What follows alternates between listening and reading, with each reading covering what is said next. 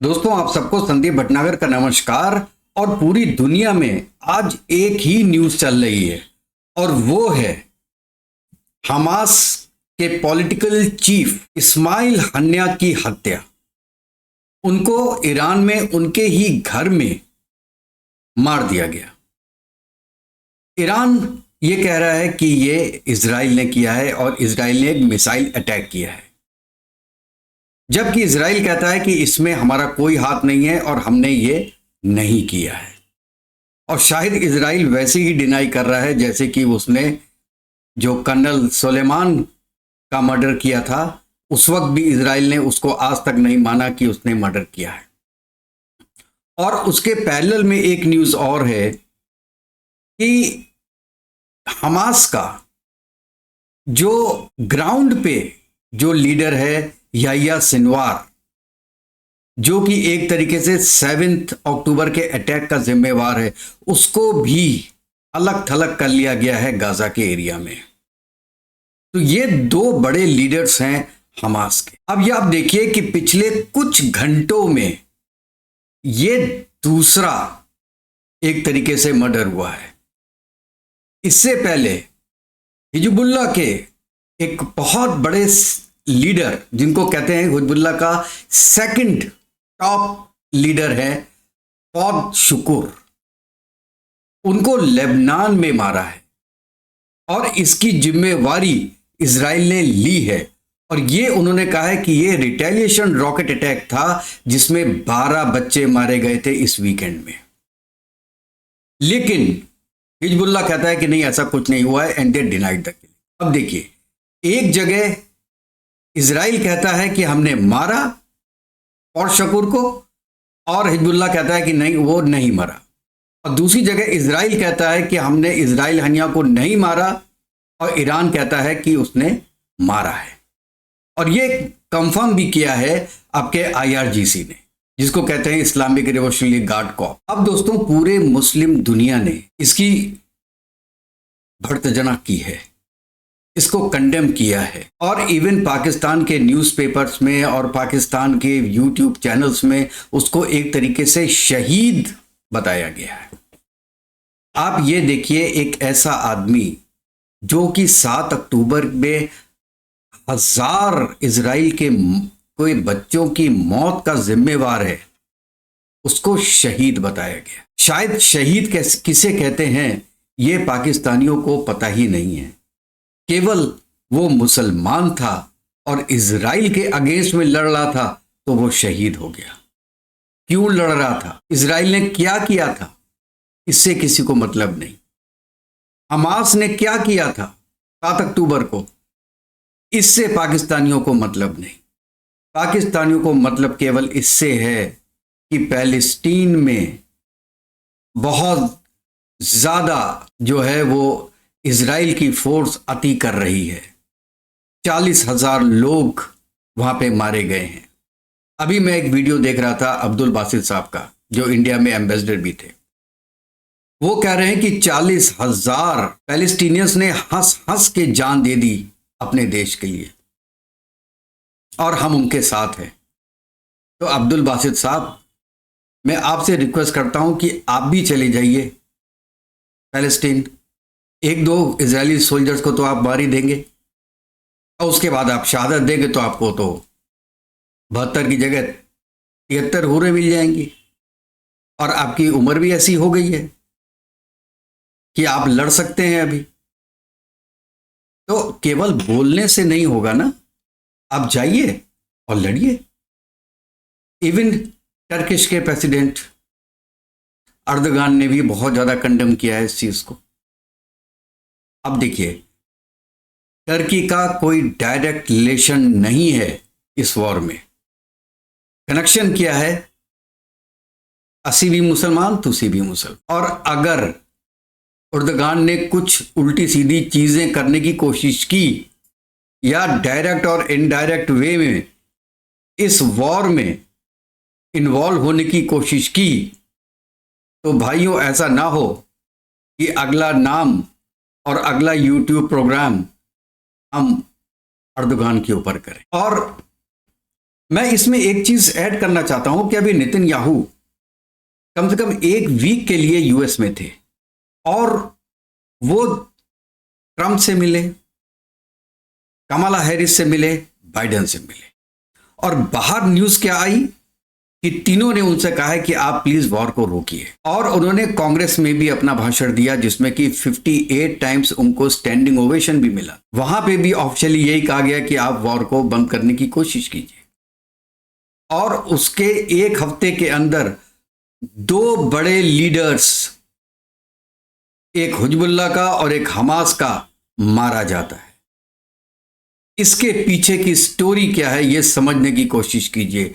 या तो नेतन्याहू को एक ग्रीन सिग्नल मिल गया है कि यार इनको खत्म ही करो, अब बहुत हो गया, और ये जो एक रिलीजियस आतंकवाद है इसके खात्मे की आपने जो शुरुआत की है उसको खत्म कीजिए, क्योंकि खत्म नहीं करेंगे तो ये ऐसे ही बढ़ते रहेंगे। और दोस्तों मैं एक चीज और बताऊं कि इन सब जो एक तहरीर होती हैं इनको खत्म करना इतना आसान भी नहीं होता है।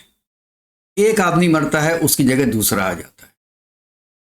इनके पास लाखों लोग तैयार बैठे हैं जो कि अपनी जान गंवा सकते हैं 72 हुरों के लिए। देश किसने देखना है? और मुझे कोई ये बताए कि एग्जैक्टली हमास की प्रॉब्लम क्या है, पैलेस्टाइन लोगों की प्रॉब्लम क्या है। हमास एक तरीके से वहां पे पॉलिटिकल पार्टी थी पैलेस्टाइन में। पॉलिटिकल पार्टी का लड़ाइयों से क्या मतलब है? अगर कोई बात करनी है तो टेबल पे आइए, बात कीजिए। पूरी दुनिया पैलेस्टाइन के साथ थी कि 2 स्टेट सॉल्यूशन है इस चीज का, और उसकी तरफ आगे बढ़ रहे थे। और उसी के पैराई में एक अब्राहम रिकॉर्ड भी हुआ था, लेकिन शायद अब्राहम अकॉर्ड जो है वो ईरान को पसंद नहीं आया और उसने हिजबुल्लाह को, हौती को, इन लोग को पीछे लगा दिया इजराइल के। और अब ईरान पीछे बैठ के मजे ले रहा है, लेकिन बहुत ज्यादा दिन तक वो मजे नहीं ले पाएगा, क्योंकि अब इस वक्त ईरान की बेइज्जती हुई है कि उसके घर में घुस के उसके गेस्ट को किसी बाहर की पार्टी ने मारा है। अभी तक तो वो जो सुलेमान की डेथ हुई थी उसी पे रो रहा है कि हम बदला लेंगे, बदला लेंगे, बदला ले लेंगे। अभी तो बदला लिया था ना एक बार, क्या कर लिया? कितने मिसाइल तोड़ दिए, तब आयरन ड्रोन ने रोक दिए, 1-2 गिरे थे बस। उसको समझ में आ गया कि इजराइल के साथ लड़ना कोई इतने आसान काम नहीं है, क्योंकि इजराइल के साथ पूरा यूरोप है और यूएसए है। और आप ये देखिए कि जैसे आप कहते हैं बाहर आदमी कुछ और बोलता है, पब्लिकली कुछ और बोलता है, लेकिन मन में उनके कुछ और होता है। और ऐसी जो नेशंस अपनी अपनी स्ट्रेटजी बनाते हैं उसमें भी ऐसा होता है, अंडर करंट होता है। जो डिस्कशंस हम देखते हैं कि जैसे लिंकन और जयशंकर के बीच में हो रहा है, तो हम उसमें देखते हैं कि बाहर कुछ चीज आती है, लेकिन और कुछ इंपॉर्टेंट चीजें डिस्कशन होती हैं। इसी तरीके से इस समय पूरा वर्ल्ड ये सोच रहा है, even gulf, I am telling you, चाहे वो सऊदी हो, चाहे वो यूएई हो, उनके मन में भी हो कि भैया ये चीज किसी तरीके से खत्म हो। ये जो आतंकवादी बंदूकें उठा के लड़ रहे हैं, ये ईरान इनको लड़ा रहा है, कल को इनका रुख सऊदी अरेबिया की तरफ हुआ तो क्या होगा? यूएस हेल्प करने आएगा कि नहीं आएगा? इसीलिए जो आपका सऊदी अरेबिया है वो अपना डिफेंस बजट बना रहा है।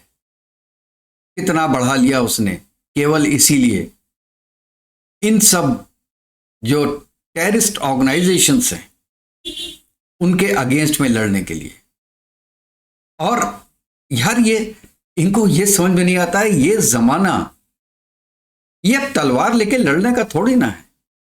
ये सब तो 4000-5000 साल पहले होता था। अश्वमेघ यज्ञ लेके अपना घोड़ा लेके निकल गए राजा साहब, और जहां जहां जाते रहे वो जमीन उनकी होती रही। अब ये जमाना थोड़ी ना है। अब लोग उनको मानते हैं जो टेक्नोलॉजी में आगे है। आज लोग एलन मस्क की इज्जत करते हैं, लाइक करते हैं, उनसे मिलना चाहते हैं, ना कि खुमैनी से, ना कि हमास के लोगों से। और ये उनको सोचना चाहिए कि अब ये वक्त नहीं रह गया है। इस पूरे धरती को एक रहने लायक जगह बनाने के लिए अपना प्रयत्न करना चाहिए, और ये प्रयत्न वार से नहीं होगा। मोदी जी ने बिल्कुल ठीक बोला था कि this is not an era of war. आपकी जो भी प्रॉब्लम है उसको बैठिए और उसको सुलझाइए, नेगोशिएट कीजिए। लेकिन नेगोशिएट, आप एक मुंह से नेगोशिएट कर रहे हैं और हाथ में पिस्टल रखी हुई है, तो उसको नेगोशिएशन नहीं बोलते।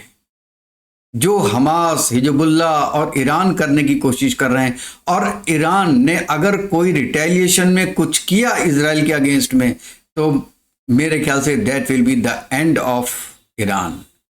और ये चीज़ डोनाल्ड ट्रंप ने क्लियर कट बोली है कि अगर मुझे कुछ होता है तो ये समझ लीजिएगा कि ये ईरान की तरफ से हुआ है, और उसके बाद ईरान को इस धरती से हटा दीजिएगा। और अगर आपने इस धरती से नहीं हटाया, इसका मतलब है कि यूएसए हार गया। बहुत बड़ी बात बोली है। तो दोस्तों, हमको ये सोचना है कि हम इस पृथ्वी को क्या बनाना चाहें। इस्माइल हानिया मरे, उसके भी बच्चे होंगे, उसकी भी बीबी होंगी, उनका क्या कसूर था। हमास ने जो 1200 इजराइल मारे थे, उनके भी बच्चे होंगे, उनका क्या कसूर था। 40,000 पैलेस्टीनियंस जो मरे हैं, उनकी फैमिली होगी। आज वो दाने दाने के लिए मोहताज हैं, उनको जाने की जगह नहीं मिल रही है। कोई भी गल्फ की कंट्री, कोई भी मुस्लिम कंट्री उनको लेने को तैयार नहीं है। उनका क्या हाल होगा, क्या बच्चे पढ़ेंगे, क्या कोई स्कूल चल रहा होगा, क्या कोई हॉस्पिटल चल रहा होगा। ये हमास के लीडर्स ने, जो कि खुद पैलेस्टाइन में रहते नहीं हैं, उन्होंने क्या हाल कर दिया है उन लोगों का। हाय लगेगी हाय ऐसे लोगों की जिनके पास अब कुछ नहीं है, जिनके लेडीज के हस्बैंड्स की डेथ हो गई है, 3-3, 4-4 बच्चों को वो अकेले कहां से खिला रही होगी, पैलेस्टीन में क्या कर रही होगी। लेकिन क्या करें, उन लोगों को, पैलेस्टीन्स को भी लड़ना चाहिए था हमास के खिलाफ, जिन्होंने हॉस्पिटल्स के अंदर, स्कूल्स के नीचे सुरंगें बना रखी हैं अपनी, जिसमें केवल वो ही जा सकते हैं, कोई नॉर्मल पैलेस्टीनियन आदमी नहीं जा सकता है। उनकी आंखों के सामने उन्हें बनाया है, और ये कह के कि हम आपको आज़ादी दिलवाएंगे। आज़ादी दिलवा दी।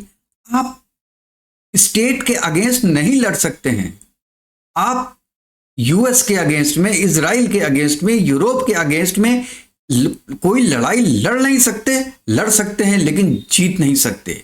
ये अब भी सोच लें तो देर नहीं हुई, सब कुछ ठीक हो जाएगा, क्योंकि सब जगह डेमोक्रेसी है। इजराइल में भी डेमोक्रेसी है, यूएस में भी डेमोक्रेसी है, इंडिया में तो है ही। ऐसी कंट्रीज आपका साथ देंगी अगर आप हथियार छोड़ के और टॉक के लिए टेबल पे बैठेंगे, तो everybody will support your thing. और हर आदमी जानता है और चाहता भी है कि 2 नेशन थ्योरी हो और इजराइल और पैलेस्टीन दोनों अलग अलग रहें और खुश रहें। लेकिन इजराइल ये सोच रहा है कि अगर आज के दिन में उसने वार बंद कर दी और कल को फिर ऐसा कोई हादसा हो गया 7 अक्टूबर वाला, फिर क्या होगा। इस बार 1200 लोग मरे हैं, अगले बार 12,000 मर गए, तो इसीलिए वो कह रहा है कि इसको जड़ से खत्म करना है। और जड़ से खत्म ये हो नहीं सकता है जबकि हमास वाले खुद इसको खत्म ना करें, हिजबुल्लाह के साथ बात करके हथियार नीचे रखें और आके अपनी प्रॉब्लम्स को लोगों के बीच में बताएं। तो दोस्तों, मुझे उम्मीद है कि इस जो एक हिजबुल्लाह और एक हमास के लीडर की डेथ हुई है, उससे और एक्सकलेट ना हो ये वार, और ये वार एंड की तरफ जाए और दोनों पार्टीज आपस में मिल के बात करें और कोई एक एमिकेबल सॉल्यूशन निकालें जो उनके लिए भी अच्छा है और पूरे वर्ल्ड के लिए भी अच्छा है। तो आज इतना ही, और कल तक के लिए जय हिंद, जय भारत।